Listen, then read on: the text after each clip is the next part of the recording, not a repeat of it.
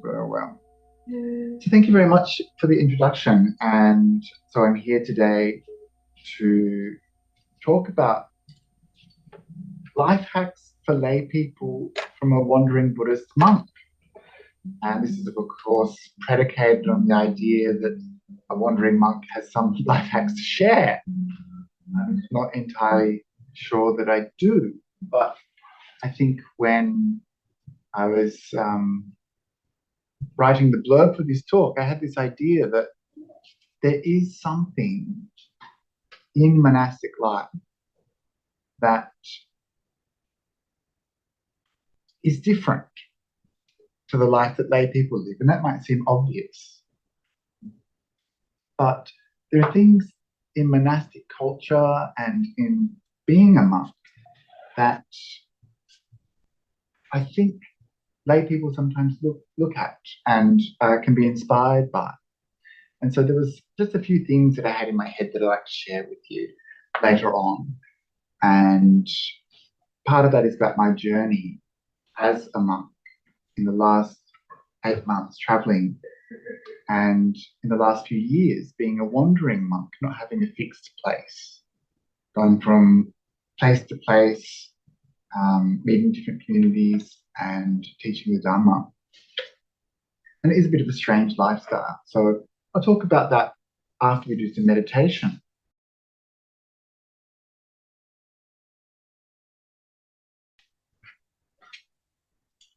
And so this process of reviewing is also a life hack that I offer to you. It's a life hack that I learned from Bhante many years ago. And I credit it with helping me develop in my meditation practice. So many people, they meditate, they don't ever think about it, they don't want to think about it. Often they have a bad experience. And the last thing they want to do is kind of look in and inquire as to why. And I think once you start to become a reflective practitioner, which is what I encourage people to do, you see that you're actually involved in your meditation practice. And actually, you're responsible for it too. Not happening to you, you're a part of it, right? And so when you start to understand this, that process of reflection is actually about developing some insight, some wisdom.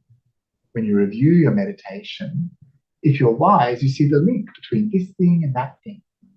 When I did this, I got this result. Understanding these two things, cause and effect, understanding this is wisdom. And so this process of review is a life hack that I offer to you. Please spend the time after you meditate to understand what happened.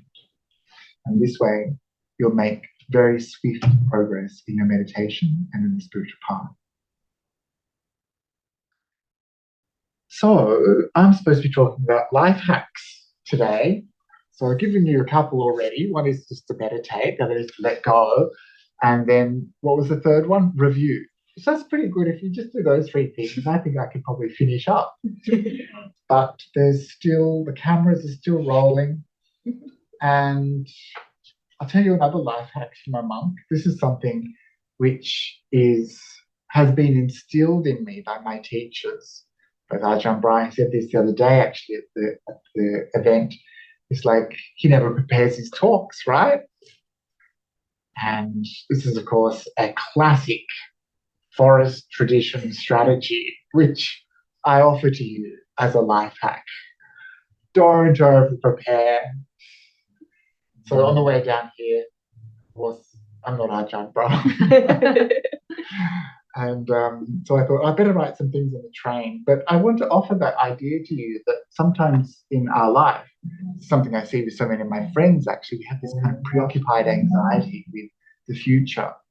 And this means that our mind is always obsessing about what's to come.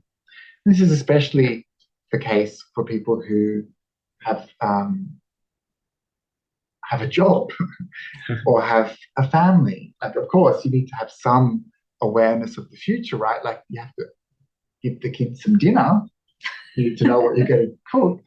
And same with work. Like, you have to be prepared. You have to going to that meeting. And I'm not saying you shouldn't be prepared or shouldn't be thinking about the future, but you should be aware when you're doing it, and aware when you're planning, aware when you're anxious or preoccupied about the future, and find a way, a strategy to actually restrict your preoccupation and this anxiety to a moment of awareness, so that you do it in awareness rather than just allowing it to bubble along inside of you and to disturb your peace and take you away from the present. If you're always preoccupied with the future, you're not in the present. And so much of the worrying that we do about our work or about our life is actually just like waffling worry. And it's a habit that we've gotten into. And it actually destroys our peace, and it takes us away from the things that we're doing now. And I see so many people these days being very unpresent because of phones, because of the fast-paced nature of our culture.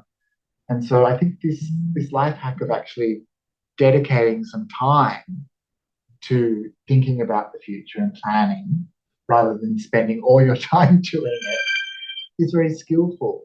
And so I'd encourage you to kind of, if you have an opportunity, to spend some focused time worrying about the things you've got to worry about. And then when you've worried enough, let it go. And it's that act of letting go, which I introduced you before, which will give you that peace. Because the habit pattern of the mind is so strong. And we will keep on reaching out for that same idea, that same thought, over and over again. And it's not very useful, it's not very skillful. And so if we can learn that art of letting go, we actually create a much more spacious mind. And so a lot of the monastic part, of course, is about letting go. So I let go of doing too much planning. I just wrote some ideas down on the train when I was coming down. The idea of being present, though, is something that all of the Buddhist traditions value.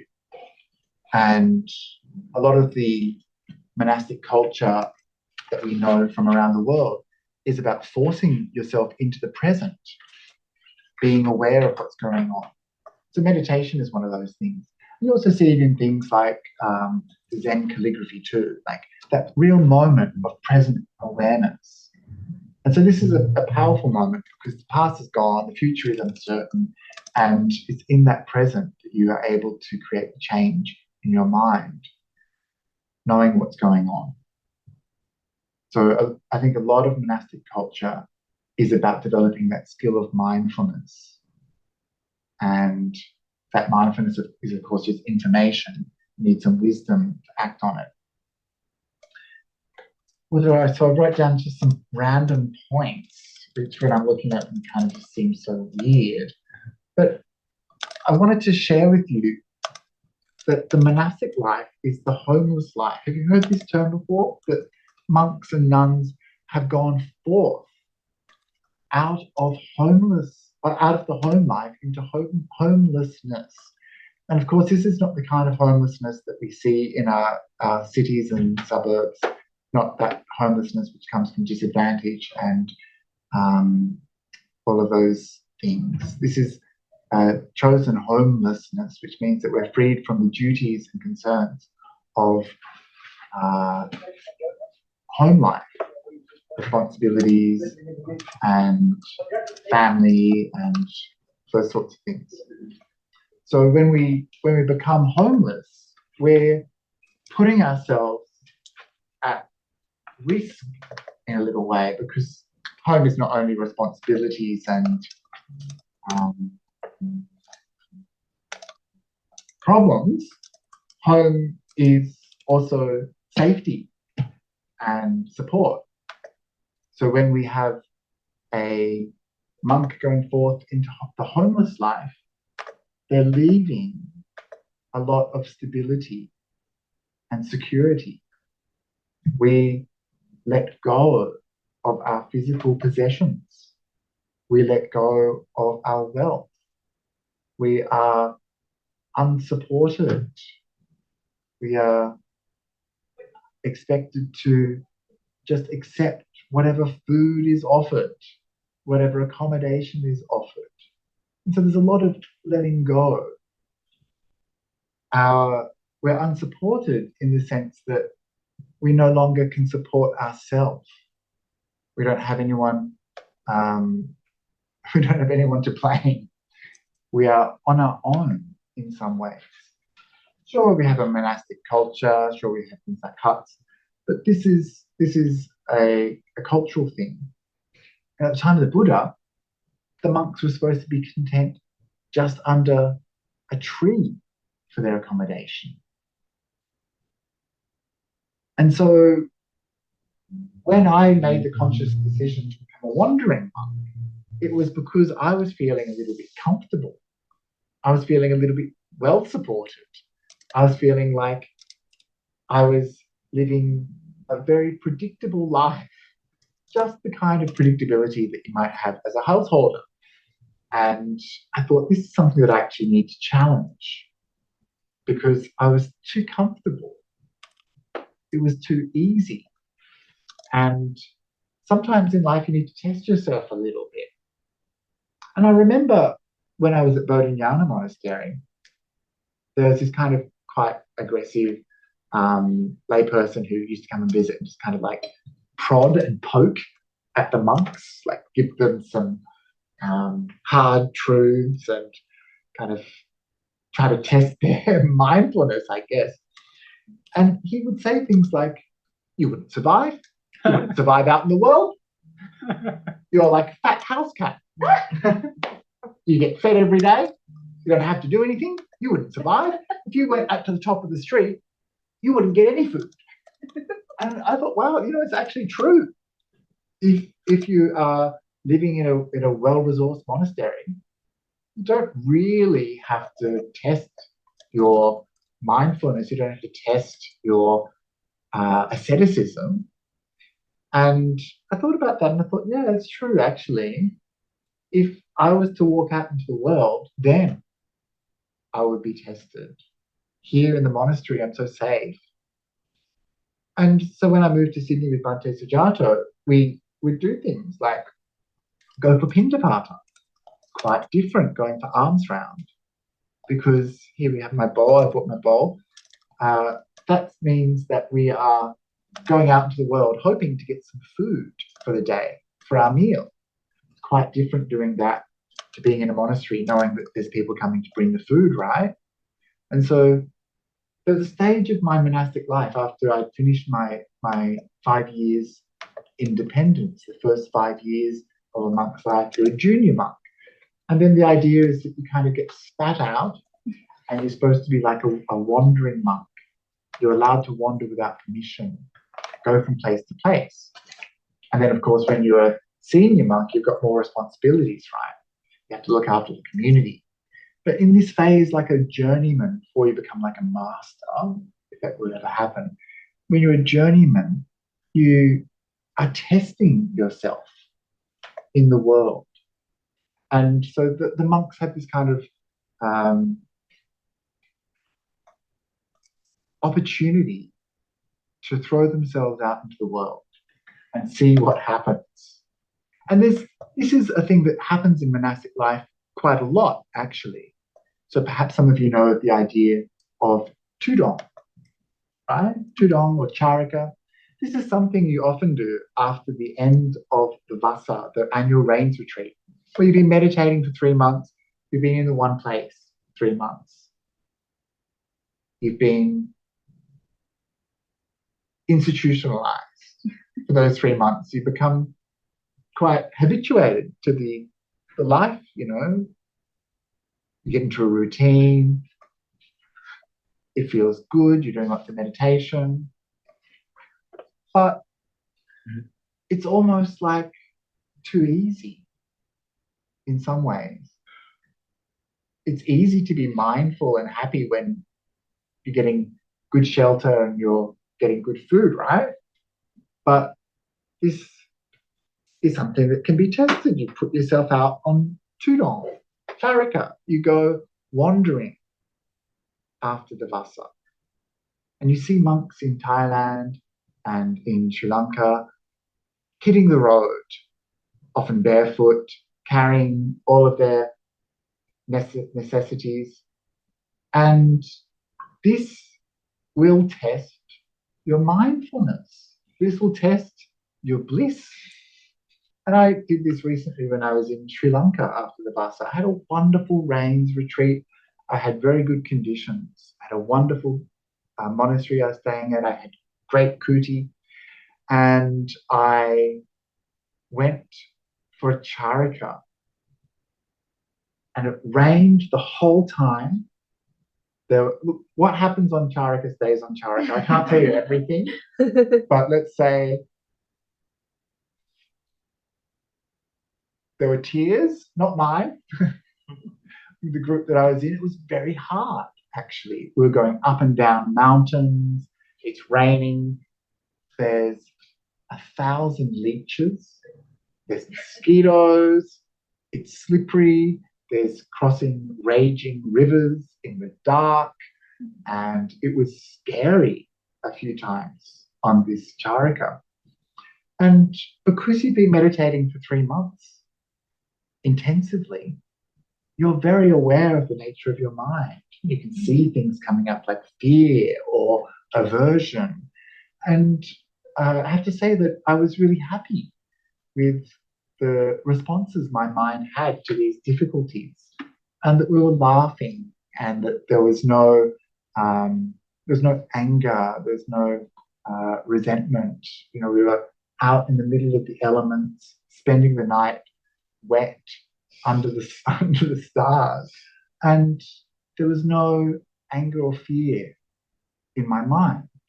And I remember being a little bit impressed, with myself, that I had not completely lost those things that I had gained in my meditation. And so this is something that I would recommend people do to actually test your spirituality somehow.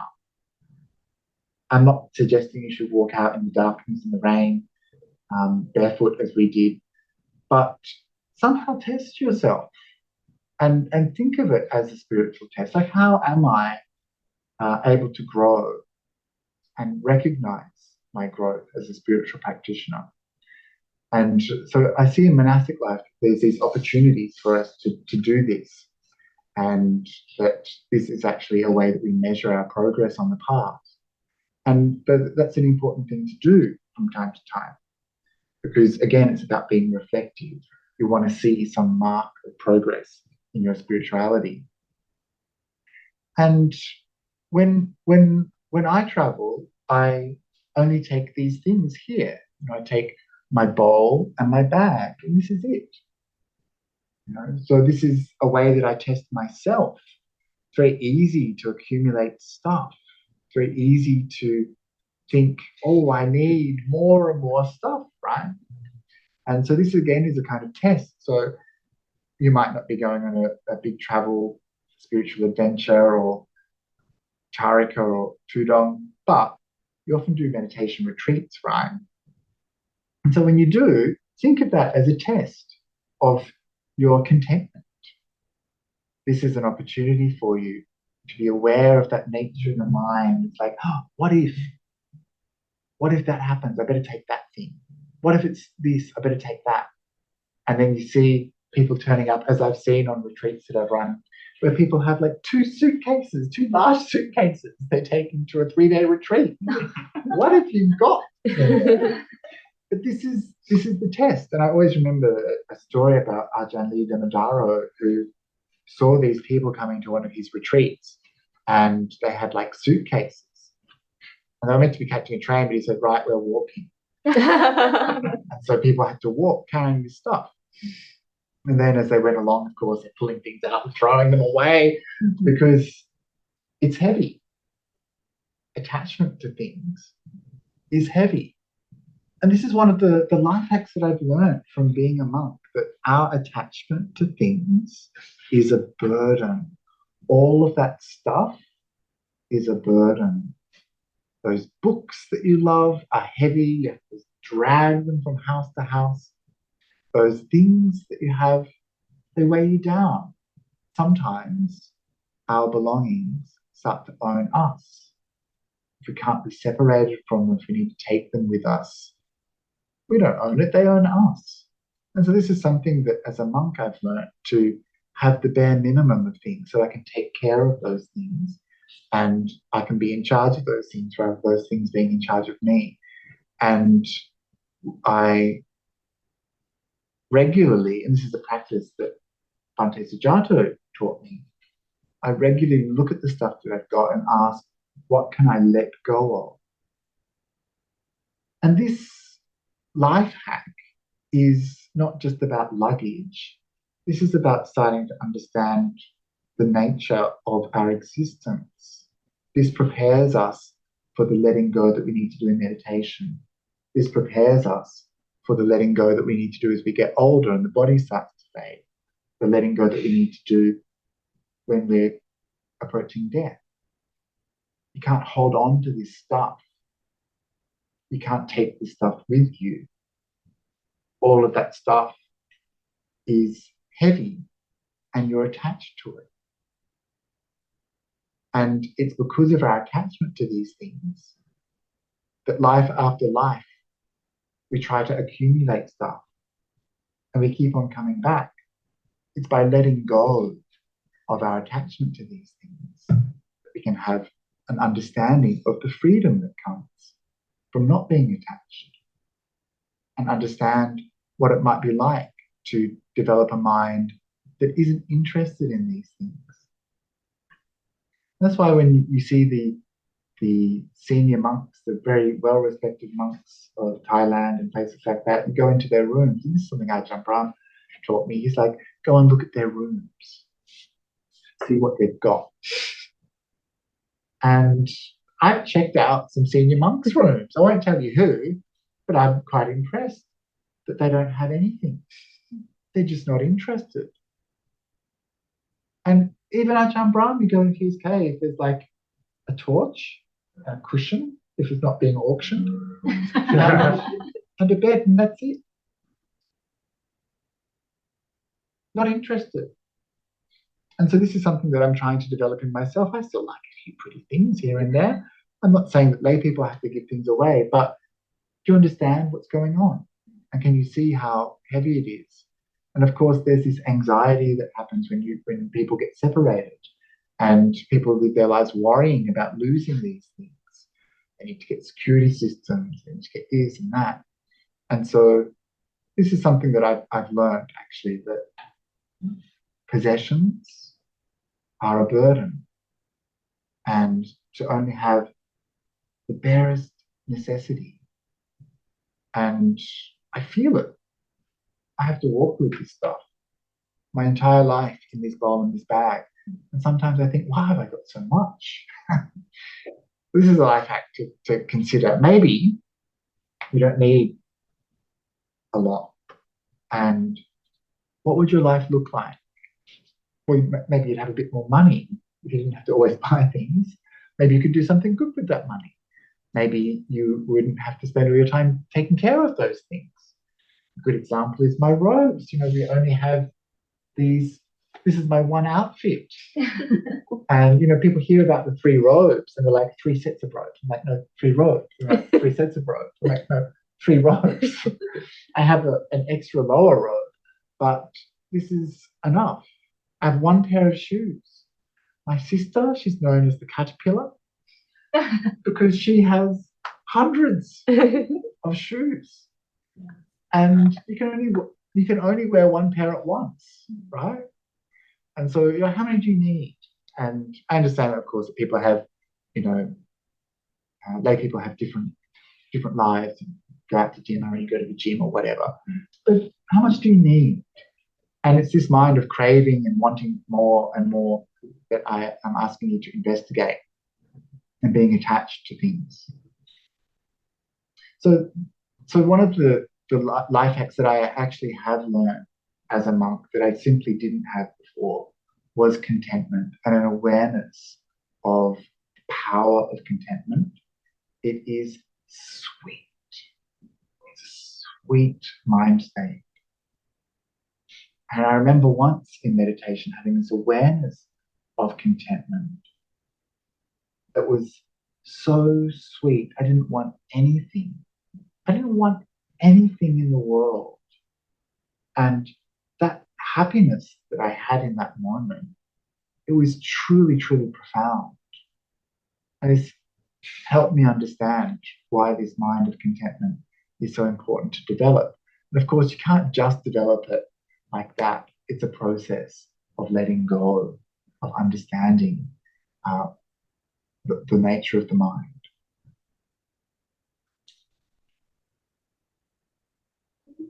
And this is why, you hear people like Ajahn Brahm talking about things like freedom from desire. So when the mind desires something, there's a lot of activity and a lot of tension in the mind. And when you have that freedom from desire, the mind is very spacious and open. I can see this when I go into the supermarket with people. Like, I don't have any money, so I'm not shopping. Nothing grabs me, But I can remember if I had a little bit of money, I was walking through the shopping center, I'd be like, ooh, ooh, ooh, And so this is that freedom from desire. And of course, this is something that we also train in monastic life. Another thing about being a monk is the food. So you know that we eat one meal a day in forest monasteries. A lot of monasteries will have breakfast and things like that. But this is a life hack.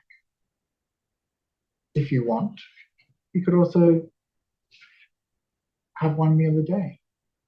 I know that some people in this room do that. And it's called OMAD, one meal a day. That's the acronym. And all the supermodels are doing it. And you'd be surprised what happens when you pay less attention to food, as the monks and nuns learn. Our approach to food is completely different to the lay people's approach to food. People spend hours and hours and hours cooking for us. And we have this reflection where we're not eating this for flavor or for fun or for entertainment or anything like that. We're just eating this to maintain this body. And that's why Ajahn Chah at his monastery would collect all of the liquid things like curries and soups and just bung them in the one trough, mix them all up. This is a training. I'm not suggesting you need to do that with your family dinner, but it's an attitude to food that is quite liberating. We kind of fetishize food in our culture, and people obsess about it, think about it a lot. And really, when it comes down to it, it's just nutriment for the body. And when I stopped eating dinner, I realized how much of my time was caught up in this idea of the perfect dinner. You've got to go think about it, think about the recipe, you've got to go shopping, you've got to go and get stuff, come back, do the cooking, and then it's gone. But imagine if you had that extra time to do some meditation or to do some study or to do other things in your life. And so I'm not sure that this is a life hack for everybody, but the idea of reassessing the way you spend your time and the way you spend your time with food, it could be beneficial. And the reason I'm thinking about this is because it's Magha Puja next weekend. This is the time where the Buddha taught the Vada Patimokkha. And one of the things that he mentions in this teaching is contentment in food, moderation in food, that this was an essential part of the spiritual life. This is part of the path to Nibbana. And so if you think about it, food is one of those things that, of course, all beings subsist on and they need.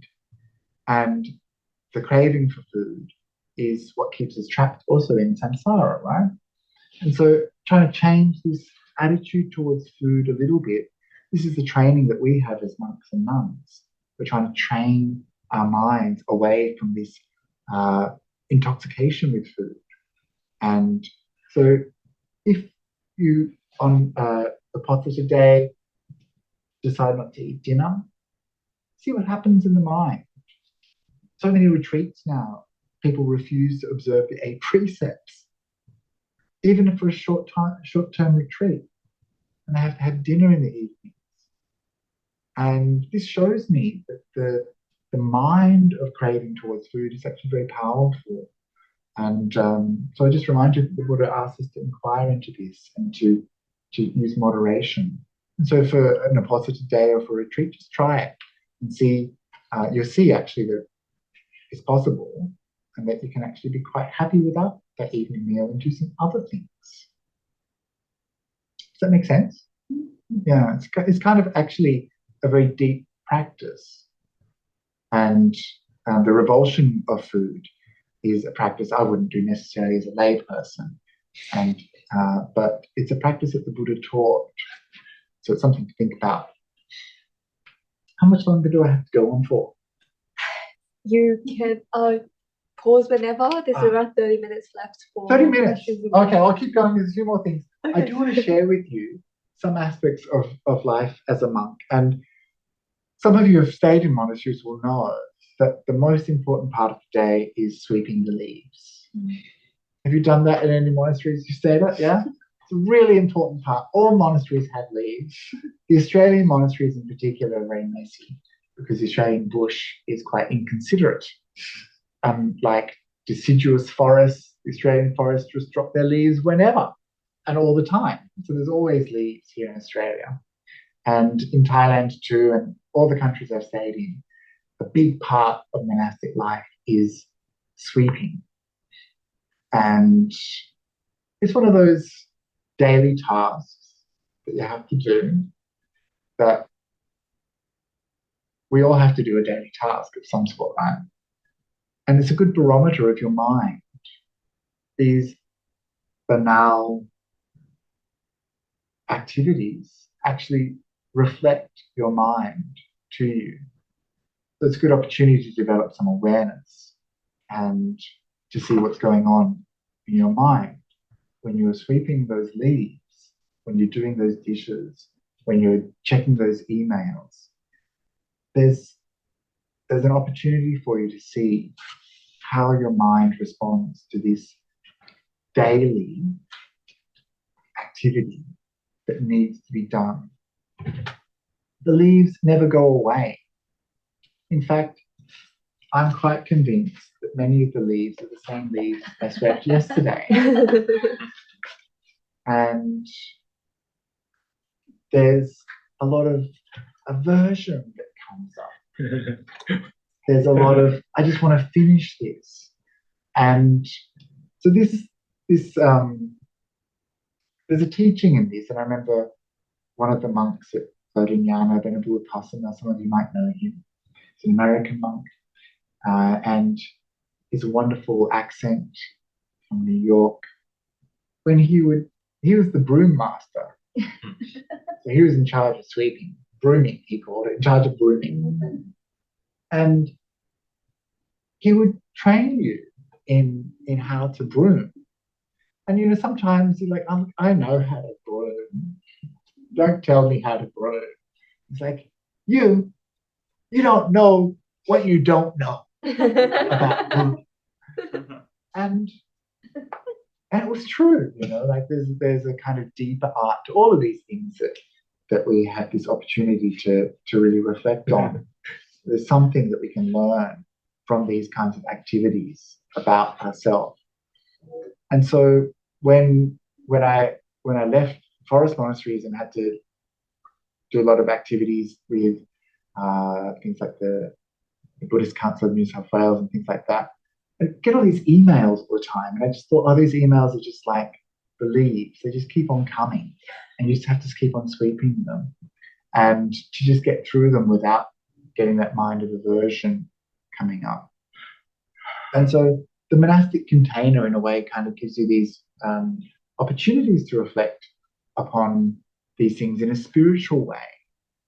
And we're lucky if we can have that reminder in our daily life to bring our spiritual practice to bear on our daily activities, because it's not separate to our life. Our spiritual activity is not separate our spiritual activity is our daily life. And even though I had a lot of resentment at first, having to sweep the monastery over and over and over again, I saw that as I went along in my monastic life, that it was actually a sweeping of my mind, and that I was able to have a mind that was unbothered by this necessary task. And if I can bring that to sweeping, I can bring it to all my other activities as well, right? We saw Ajahn Brahm on the weekend with so many people coming up to him, photograph after photograph after photograph after photograph. It's like sweeping the leaves, next, next, next. and I think that this is a mark of how people progress, how you see this progress, that the things that they do it with a mind that it has no aversion. Ajahn Brahm was not eager at all to get away from those people. He just stood there and let it happen. There's this kind of emptiness that we see. And another teacher, Ayatollah Loka, I remember her saying to me once, if there's something to be done, this body just gets up and does it. And when it's finished, the body just rests. And so these are very powerful teachings that these monastics have learned over this long time. And of course, Ajahn Brahm talks about the moving of the dirt at Wapananachat. And moving the dirt is easy, but thinking about it is hard. And so the same with sweeping the leaves. It was easy, but actually, the thinking about it is hard. And the same with your work or your domestic activities. The attitude that we have to these things. This is something that I've learned in my life as a monastic. The other thing I wanted to talk about when I wrote the blurb is I said that you can always rely upon the kindness of strangers. And this is something that I learned in my life as a wandering monk. So I've been homeless as a wandering monastic now for over 2.5 years. I haven't had a steady place to live. Been out of Lakanta Vihara and on the road pretty much all the time, visiting regional and rural communities across Australia or living overseas and traveling through Buddhist countries. And in all this travel, which I'm very lucky to have done, a very privileged person to be able to travel, meet people who would never leave their village, right? But in all the time that I traveled, I was overwhelmed by people's kindness. And sometimes I think that we have this idea that the world is a hostile place. And this fear of the world is a trap. We protect ourselves from the world as much as we can. We have a lot of worry about what might happen, and we put up our defenses. And yet my experience of the world has been one of incredible kindness. And sure, that's partially because I'm a monk, but actually it's because of the kindness of people. And as a monastic, it's because of the monks who came before me, who were good and practicing well, that allowed people to see the monastics as being worthy of support. But whenever I traveled, I was really bowled over by the level of kindness that people have towards strangers. I was traveling in countries like India, for example, over to Arunachal Pradesh and Assam, which are Buddhist. These places are Buddhist, believe it or not. But it's almost like being in a Buddhist country in Arunachal Pradesh. And there they have this term like guest is God. This is like a very Indian concept. And it comes from old stories where the god would come down to the village and kind of go from house to house disguised as like a poor person or something and knock on doors and be like, do you have any food? No, go away, go away. And then the very poorest person would end up giving the god some food and shelter. And then the god would magically transform and grant this person all these wishes. And all these other people were like, oh, This is, I think, one of the stories behind this phrase, guest is God. And so they really treat people well. And sometimes, most of you are here in Australia, sometimes I think Australians are really bad at hospitality. And we have this kind of protectionist attitude. We're kind of like bad towards refugees, for example, where we're kind of anti-immigrants in many ways for many years. And this translates just to the way we kind of go through life. Like no one when I was traveling would have left me uncared for. And I was just really humbled by people's kindness to a stranger. And I thought, I'm so ashamed I haven't been that kind to people who visit Australia. I haven't been that kind to open up my home, to say sleep in my bed. And what I understand from this is that kindness is a culture, and that if you want to walk out into a world that is kind, then you need to practice kindness. You need to model kindness, because this is something that people learn from each other. And when you meet cultures that are very hospitable, this is something that people have learned. And together doing it, it becomes a culture, it becomes normal. And so if you're in a place where people don't care for each other, see if you can change it somehow. See if you can be more kind. And in doing that, be a model, demonstrate. And then the world that we exist in becomes more kind. And the more likelihood that when you walk out and need some help, there'll be someone who is there who is kind. And so this is something that I saw in Buddhist communities and non-Buddhist communities across Asia and in India and Sri Lanka, that people have practiced hospitality, people have practiced kindness, and that in many ways it was related to their Buddhist practice, and that there was a very beautiful mind associated with caring for a being who they had no attachment to, no investment in. And it made me think a lot about my culture and what I can do to change it. Because this is about developing goodness in yourself. And when I came back to Australia, I saw the kindness that I experienced in Asia just disappear. And not that Australians aren't kind, but culturally we don't have the same kind of level of care for strangers. So I just kind of mention that because I think maybe it's something we can all become aware of as a group. And it just occurred to me that if we want to create a kind world, then we need to be more kind. And so I've run out of things to say, really. I mean, talked about sweeping leaves. Oh, actually, can I just do one last thing? This is important. Oh, this is the thing that I wanted to talk about.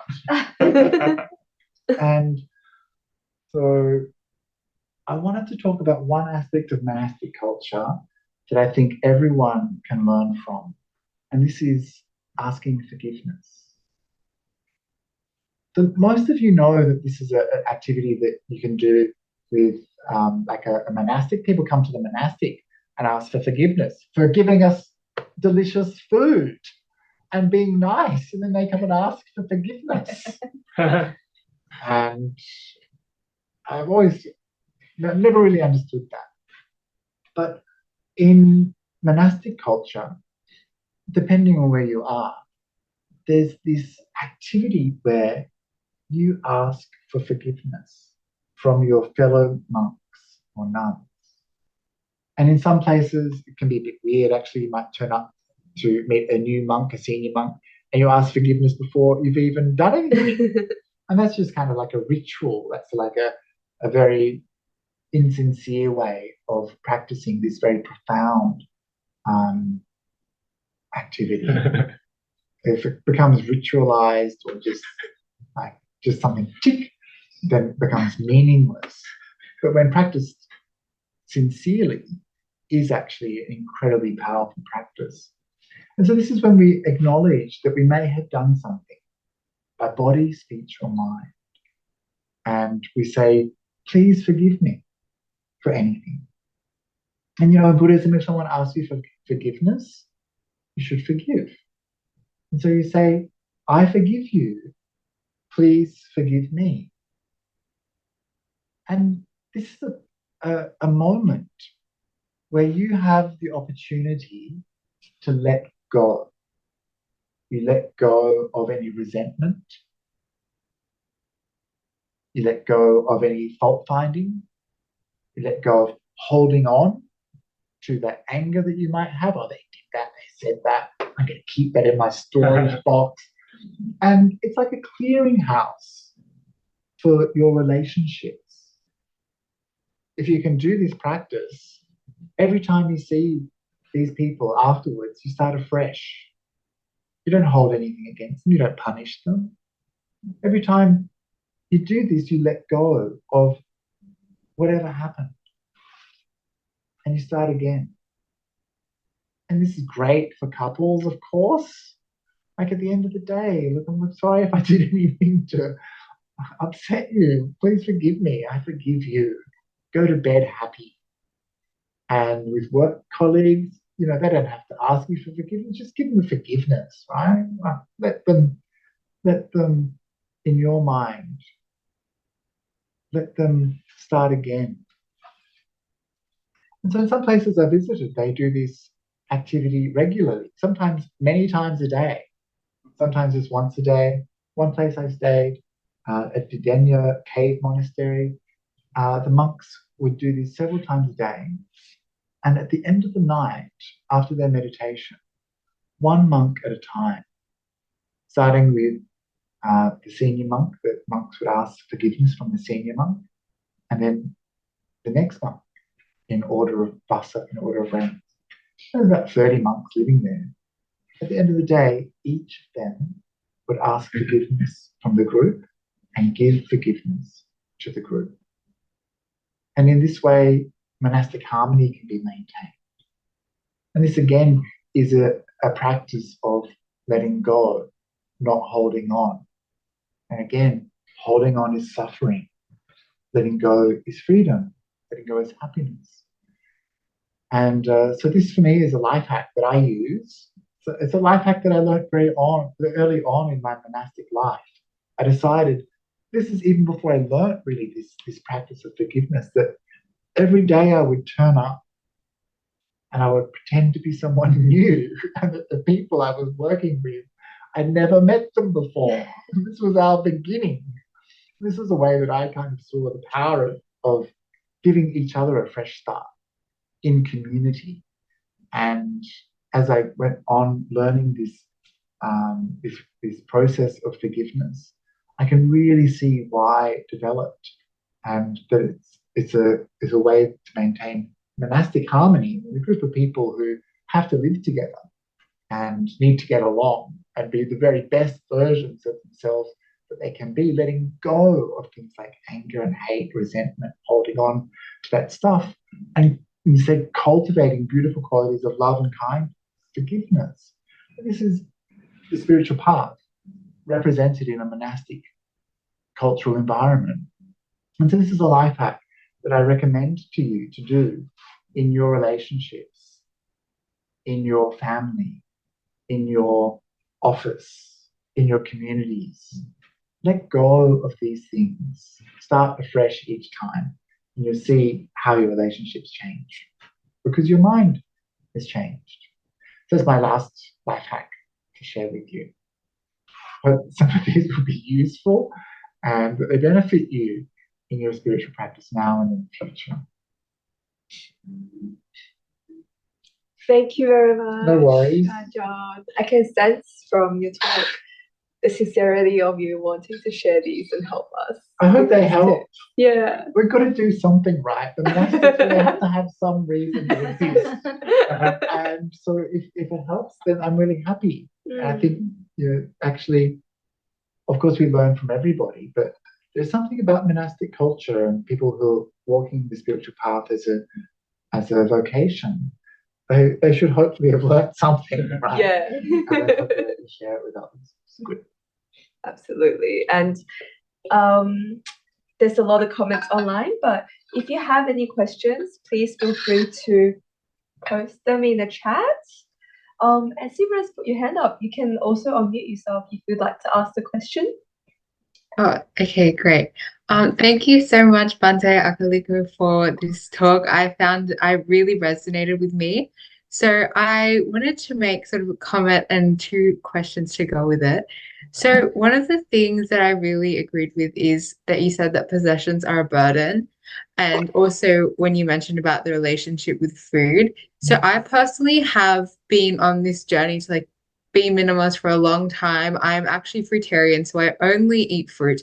So I don't even have to worry about cooking. And I'm at a stage now where I want to explore having such minimalist possessions as yourself in terms of sort of one outfit in a say. However, as a layperson, I do also recognize that it is like some people consider it disrespectful for someone like a layperson to wear robe because you're not a monk. So firstly, I wanted to ask what you might suggest to someone who is ready to minimize and let go of those possessions, but isn't necessarily a monastic in themselves. So yeah, there's a lot of cultural manifestations of this awareness of the problem with stuff.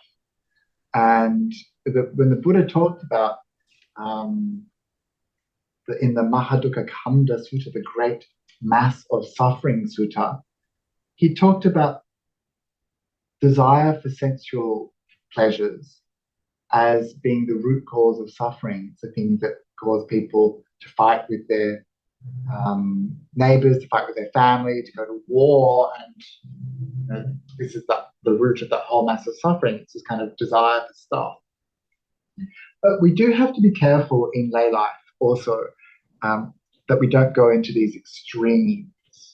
So it's always a middle path.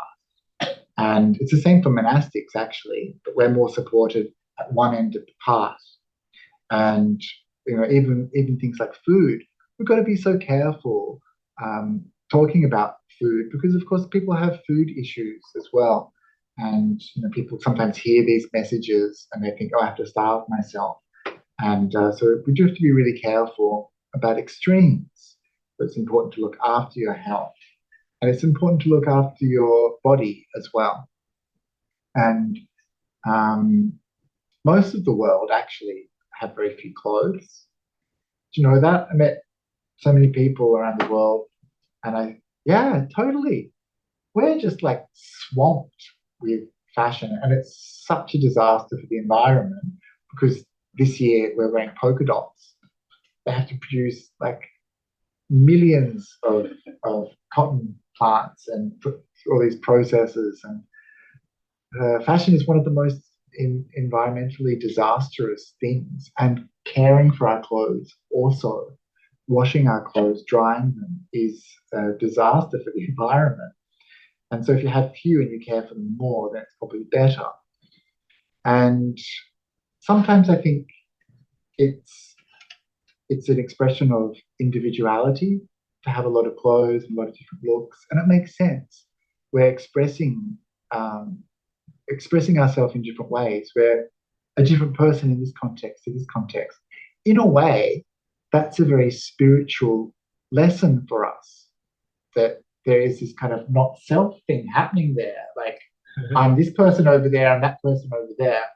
Problem, of course, is we're doing this thing, this I make, we're actually reinforcing an identity. We're creating lots of different identities. So there's an understanding of not self at the same time as a kind of a concretization of it. So if you're interested in reducing your like fashionness, then you can kind of like adopt like a kind of uniform for yourself. Like, it doesn't have to look like a uniform, you just have to have a few basics and have enough. Mother Teresa said, one to wear, one to wash, you know, and then you can practice like that. I wouldn't recommend wearing robes. I wouldn't recommend even doing something that maybe makes you stand out too much because people will ask a lot of questions. And but be comfortable and have enough. And I understand this impulse, and I didn't, when I was a layperson. But if you've got some insights into it, then yeah. And just be careful about going to extremes. So ask your friends, ask your people you trust, like, am I going too far? And and and just be aware of that, because one of those problems that we have with spiritual path is this tendency towards extremes. And so if you know that you've kind of got this drive for like more and more spiritualness in your life, and pushing yourself, it might be okay to just to settle back a bit and not become too obsessed about it, because it is one of those things that you see from time to time, people really pushing themselves and even sometimes hurting themselves by thinking that they can get to this point of purity. And life is much more messy, and it's okay. So if you've got a few extra tops, it's okay. If you eat dinner, it's okay. So don't think you have to go to an extreme. It's the understanding that's important. Okay, thank you so much, Bante. You Yeah. just mentioned there about like the idea of not being sort of oneself, like not oneself. So respectfully, this is like a curiosity question because it's something that consistently conflicting in my mind is this idea of wanting to be my natural self. But then when I look up at sort of the Buddha's teachings and the monastics, the things that they're doing, for example, shaving of the head or eating one meal a day, wouldn't like in the way that I see things, I feel like that's almost training your human self, your human body, the body that our souls are in, to do things that are away from its natural inclinations. Naturally, our hair grows in our body. Naturally, we want to eat more than one time a day. So how is it sort of like okay when really, if you think about it, it's training ourselves away from the natural instinct? Yeah, well, we're not only humans in our rebirth, and there are cultural reasons why the monks shave their heads. This is something I think about all the time. Like, what were you doing to have to? I just wonder why, Buddha. Why did you want us to shave our heads? Because I need to get a razor. I need to keep that razor sharp. They take it away from me at the airports. I have to get another one, and it's more work. But of course, at the time of the Buddha, there was a cultural context, and that was that the other ascetics grew their hair. You still see this in India today. They grew their hair, and they grew their beard, and they wore dreads. And I have to say, it's very impressive. I saw some sadhus in India, and they looked great. And actually, it's very easy to look great. It's very easy to look wise and to cultivate this sadhu mystique based on a few dreads. And there was a wonderful documentary called something where this young man wanted to expose these kind of sadhu kind of culture, and he was a Canadian Indian, I think, or American person of Indian descent, and he dressed up, grew his hair, and became a sadhu, and people were just like falling down to him. And it was all an act. And this is the case with many of those sadhus. They're actually just wearing the hair, and this is the way they make money, is trading off that look. And so the Buddha was aware of the power of presentation, right? And he saw that the answer was to get rid of the stuff that makes us look a certain way, a certain identity. So, I used to have a curly moustache. I used to have the best hair.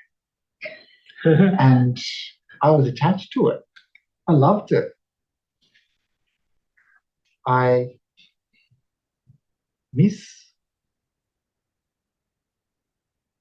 having that as an aspect of my personality. I'd shave my head. Nothing to get excited about there. And we're not allowed to dress our moustache. We're not allowed to grow a beard, And this is actually a training, as you say, in restricting that sense of identity. People think I'm another monk all the time. We look the same. I think they're slightly racist. Tall, white, skinny monk, shaved head. They think, oh, it's that monk over there. They always call me someone else. But this is losing that identity, losing those things that previously defined us. You do want to be careful that you don't take on a new identity and become obsessed about your identity as a monk. There's a danger there as well. But essentially, it's a training. And it is a training away from identity, not as a human, but identity in any form. Anyway, maybe someone else has a question. Yeah. Move on. Thank you, Bhante, and thank you, Simran, for your really insightful questions. Bhante, we're 8:34. Are you okay to keep going? You have two more I'm okay questions. if you're okay. If anyone needs to abandon ship, go right. Yes, if anyone needs to leave, please feel free to go. We have someone asking, I have a question for Bhante Akaliko. Do you have any recommendations when trying to let go of a person or relationship and you think about them all the time when you're working from home and it gives you a lot of anxiety? What can you think of instead while doing your work or traveling to work? Yeah, so this is a pattern of the mind that we've become invested in. And it's normal, actually. This is part of the love drug that happens when you fall in love with someone. You become obsessed by them. And you think about them all the time. It makes you happy. You get a dopamine hit. And in a healthy relationship, this is good. It's a bonding mechanism to bring people together. And it's a beautiful thing because you care about them and you think about them. You think, oh, I hope they're doing this and I hope they're happy. So it's quite a beautiful thing. But it's the attachment that starts to become a problem. And that habit pattern starts to become a way of interacting, a way of thinking becomes a burden to the mind. So it's great that you've noticed that it's happening. It's great because then you can change it. And remember that before you met this person, you didn't think about them. So it's possible that you might be able to not think about them again. And that it is about training the mind. Your mind has become stuck in a loop. You need to be aware of that. So it's great, you're aware. Then you need to understand the drawbacks, the disadvantages of that kind of process. It's not happy thinking about someone all the time like that. There's some grief, there's some hope, there's all these different things invested in that thinking pattern. And it's all happening in your mind. It's not happening out there in the world. They're probably quite unaware of what's going on. You're the one who is suffering with that kind of mind. And you need to recognize that suffering for what it is. How does the mind feel when it's anxiously preoccupied in this way? It feels very unsettled, very unsteady. It's always moving. There's no peace. There's no stillness. There's no calm there. And so understand, this is not fun. This is not great. And I'm thinking about this person when I should be aware of what I'm doing here. I should be aware of my family around me, my work responsibilities, how the mind is being taken away by this activity that you've become fixated in. And so, awareness, understanding the disadvantages, and then working on changing that pattern, training the mind. So, starting to let go. And one way that you can train the mind is in your meditation. That's where you do this work. You have that moment, that safe space of your meditation practice, where you see very clearly the nature of your mind, its patterns, and you can start to work in that laboratory of your mind. Oh, what happens if I just let go of that? Oh, it's come back. What happens if I let go again? How about I keep on letting go? Over and over and over. This is the way that you train your mind. Over and over and over. Again and again and again. You work opposing that kind of mind instead of holding on, reaching out, letting go, being content. Over and over and over again. And that's the way you change your mind. And you'll notice if you can do this in your meditation practice, then this will transfer into your daily life as well. And you might even try to get some sort of trick or technique to help you. If you notice yourself in daily life doing something, then maybe some sort of system where you kind of like, okay, I'm not going to think about them for the next 5 minutes. You actually consciously decide, I'm not going to think about them. And that's how you become more aware. And that intention is very important.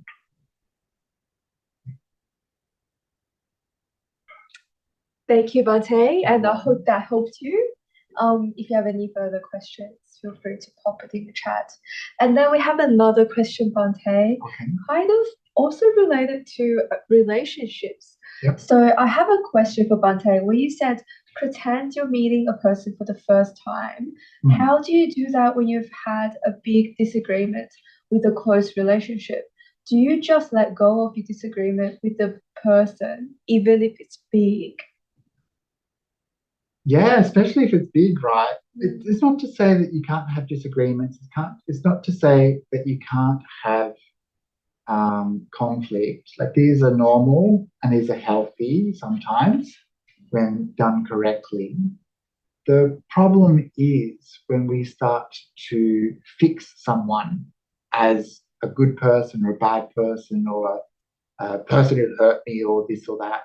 It doesn't mean you don't forget what's happened, but when we forgive, it's really about us, not them. And the reason that is because we're the ones with this mind that we need to protect from unskillful, unbeneficial mind states. And I talk about this quite often. Those horrible, grumpy old people, they didn't start like that. They developed this habit over time of being grumpy and unhappy. Relationships, we all know these relationships, right? Where it's toxic, it's hostile, it's unsupportive of harmony and goodness, and yet they stay together. These relationships, yeah? They didn't start like that. They started out in love. Something happened. And they couldn't rediscover the love that they had for each other. And over time, they kept on hurting each other and building resentment and dropping hate into their mind and aversion and all this yuck. And then all that's left is that kind of interaction. Imagine if they had instead forgiven each other for whatever it was. It's probably a small thing. Maybe it was a big thing. And actively tried to clean up their mind, heal their relationship, have harmony, like their life would be so much happier, right? And so when we forgive people, we forgive them for selfish reasons. Firstly, we want to protect our mind from hatred, resentment.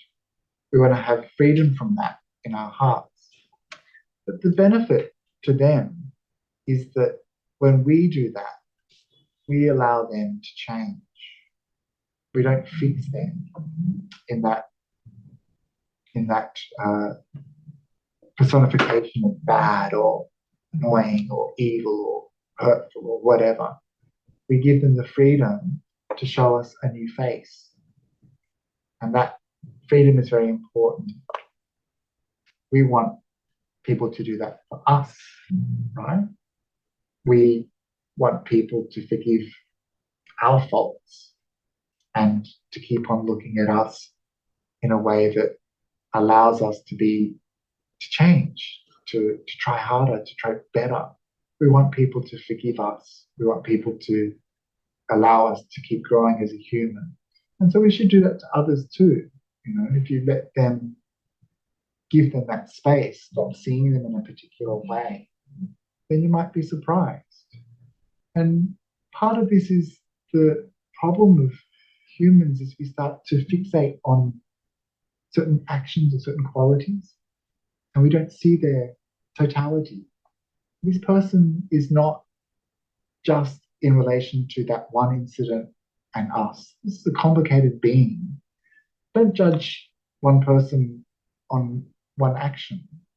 If they've hurt you, it's bad, right? You need to discuss that, sort it out. But look at it in the totality of the relationship. There's so many other things happening as well. Don't put up with abuse and violence. I'm not saying that. Don't put yourself in danger. But just be aware that people are complicated and that we are too. And we've got good qualities and bad qualities. Those people who are with us, they see our bad qualities and they still love us. And we see their qualities too, and we love them. We just help each other try to be the best we can. And that's why forgiveness is powerful, because it gives permission for us to let go of the things that caused harm to ourselves or others, and to start again, to try harder, to be the best we can. And this is how we grow. This is the only way we grow, actually. Bhante, as a divorce lawyer, I can attest that life hack works. Yeah. I've told my clients to go home and just meet their partner for the first time again. Yeah, good. And just get out of that headspace of negativity. Yeah. And see them just playing with the kids, or see them in a different situation, Yeah. or seeing them through someone else's eyes as opposed to from the perspective of their partner. Yeah, right. Yeah, seeing Yeah. through someone else's eyes, like like the people we don't like are someone else's best friend. Yeah. So it's a good way to broaden our understanding of being. Yeah. And like I say, that's what we hope people could do for us. So yeah. Thank you, Bhante. I think that's all the questions we have for today. Very And I good. just wanted to also pass on some of the thanks and comments. So one of the comments, whoa, I just realized it's the same with our mind at Simran. It's like a heavy suitcase when we worry about the future or thinking about the past. But we let go, it stops weighing us down, and we can just enjoy the moment we're in. Very much a let go attitude. Yeah, very true. Yeah. And there's many, many thanks. Very special thank you. Fantastic, Bhante. Thank you so much. Wonderful. Thank you, Bhante, for amazing talk on life hacks. Learned so much. Sadhu, sadhu, sadhu. It's nice to be useful, isn't it? Yeah. Lots and lots. Thank you guys for hosting. Wonderful, Bhante. Thank you very much. Loved your talk. And we have excellent talk, Bhante. Thank you so much. It was very helpful. We'll try to put some of these suggestions into practice. We'll see how I go missing dinner maybe once a week to start with. Yeah, Posita days are the time to do it. That's where we do it in Buddhism. Every fortnight. Just one day. It doesn't have to be every day. Just one day, or on a retreat. Give it a go. Beautiful, and such a profound talk with wonderful questions from the people. Thank you, Messi, for this. Possible.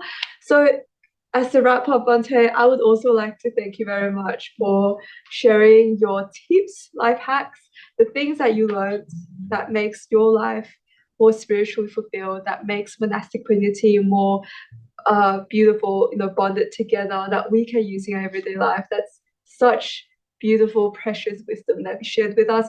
My favorite one was probably the sweeping the leaves and how that's similar to emails, because that's what I have to do every day and I struggle with it. So thank you for that too. I will try to use that going to work tomorrow. And just before we finish up, would you like to do a dedication of merits? Sure. Yeah. In English or in Pali? What are we doing? Whichever that you prefer. Yeah, so all of you have so many good qualities coming along to listen to the Dharma. This is one of the grounds for making merit.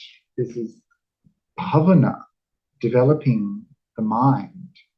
And you are incredibly lucky to be beings who are doing this, because most people have no interest in developing their mind. And throughout human history, you're like the creme de la creme, because you actually see the benefit of developing your mind by listening to the teachings, working with your mind in meditation, trying to be a good person. This is incredibly beautiful. You have developed by listening to the Dharma, by doing some meditation, you have developed a great deal of merit tonight. And that's wonderful. And because you're such good people, you don't keep it for yourself. You share it. You don't need to even think about sharing it. It's overflowing from your hearts, right? It's so beautiful. You have so much good qualities that you've developed on the spiritual path. So easy to share them with others. And so you think, may all the merits that I have gained be shared with all living beings.